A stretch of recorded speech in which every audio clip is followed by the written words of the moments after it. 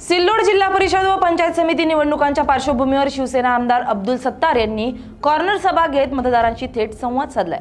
सिल्लोड सोयगाव मतदारसंघात शिवसेना स्वबळावर निवडणूक लढवते। उपमुख्यमंत्री एकनाथराव शिंदे यांच्या नेतृत्वाखाली आणि मतदारसंघात केलेल्या विकास कामांच्या जोरावर सिल्लोड सोयगाव मतदारसंघातील शिवसेनेचे सर्वच उमेदवार प्रचंड मताधिक्याने विजयी होतील असा विश्वास आमदार अब्दुल सत्तार यांनी व्यक्त केला। नाही, खरं म्हणजे सर्व आमच्या या पंचकुरेशीतील आलेले सर्व साधू संतांचा मी या तालुक्याचा आमदार या नात्याने मनापासून आभार मानतोय की त्यांनी आशीर्वाद देण्यासाठी या ठिकाणी निमंत्रित केल्यानंतर महामंडलेश्वर असतील, त्यांचे सर्व साधू संत असतील, हे सर्व आले।